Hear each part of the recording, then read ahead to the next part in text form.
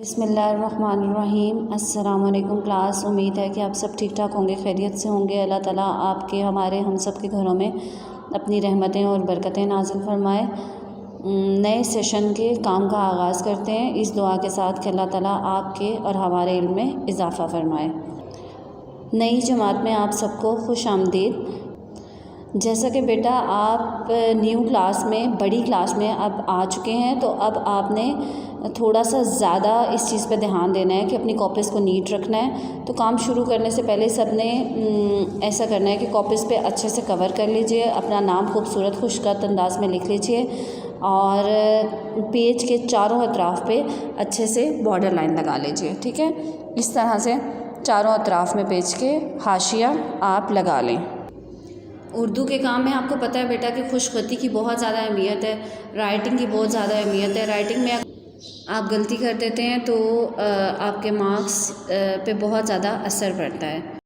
तो खुशखती के बेटा कुछ असूल हैं, तो उन असूलों में दो टॉपिक्स हैं, एक बचकलनी हरूफ है और एक जरमही हरूफ है। ठीक है, तो स्टेप बाय स्टेप हम ये दोनों पढ़ेंगे। तो आज के लिए हमारा टॉपिक है, उन्वान है बचकलनी हरूफ। ठीक है, ये क्या हैं, इनका क्या असर होता है राइटिंग पे, किस तरीके से राइटिंग को, लिखाई को हम खूबसूरत बना सकते हैं, उसके लिए ये बहुत ज़्यादा इम्पॉर्टेंट है। अच्छा क्लास, बचकलनी हरूफ क्या होते हैं? जैसा कि ये बचकलनी वर्ड है, ये ख़ुद साख्ता लफ्ज़ है। ठीक है, ये किसी स्पेशल उसका मीनिंग नहीं है, लेकिन ये सारे लफ्ज़ मिल के बचकलनी जो बना हुआ है ये ख़ुद साख्ता है। इसमें जितने वर्ड हैं, लाइक बे है, जीम है, यानी कि बे का पूरा ख़ानदान, जीम का पूरा ख़ानदान, फिर इसमें क्याफ आ रहा है, क्याफ और गाफ, लाम, हमज़ा, नून, छोटी है और बड़ी है, ये सारे हरूफ जो है वो मिलाओ तो ये क्या कहलाते हैं? बचकलनी हरूफ कहलाते हैं।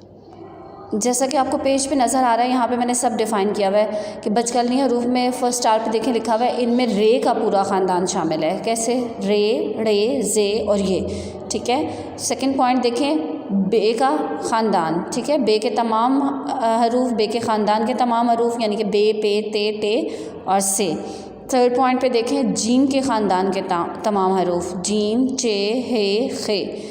और इसके अलावा जो ऊपर वर्ड्स मैंने आपको मेंशन किए थे, क्याफ, गाफ, लाम, नून, हमज़ा, छोटी है, बड़ी है, ये तमाम हरूफ क्या हैं? बचकलनी हरूफ हैं। इनको याद करने के लिए ये ख़ुद साख्ता लफ्ज़ बचकलनी बना हुआ है। ओके, ये तमाम हरूफ जो मैंने मेंशन किए हैं, इन तमाम हरूफ के साथ क्या होता है? छोटी रे जो है वो तमाम लाइन से ऊपर ही ख़त्म हो जाती है। जैसे एग्जांपल में देखें लिखा हुआ है, बेरे बर, चेरे चर, क्याफ रे कर, लाम रे लड़, नून रे नर, टे रे टर। मतलब ये तमाम हरूफ ऐसे हैं जिनके साथ रे लाइन के ऊपर ही ख़त्म हो जाती है। और इन हरूफ के अलावा, यानी कि बे के ख़ानदान के अलावा, रे के ख़ानदान, बे के ख़ानदान के अलावा, जीम के ख़ानदान के अलावा, क्याफ, गाफ और ये जो सारे वर्ड्स मेंशन किए हैं, इनके अलावा बाकी जितने अल्फाज हैं उर्दू के, उनके साथ रे लंबी होकर लाइन से नीचे की तरफ जाती है। देखिए एग्जांपल वो दी हुई है, सीन रे सर, शीन रे शर, स्वाद रे सर। ये तमाम अल्फाज जो हैं इनके साथ क्या होता है? लाइन लंबी होके रे की नीचे तक लाइन से जाती है। अच्छा, ऊपर तो दो हरफी जोड़ हो गए, यानी कि दो हर्फ आपस में जुड़े तो वो रे लाइन से ऊपर ख़त्म हो गई।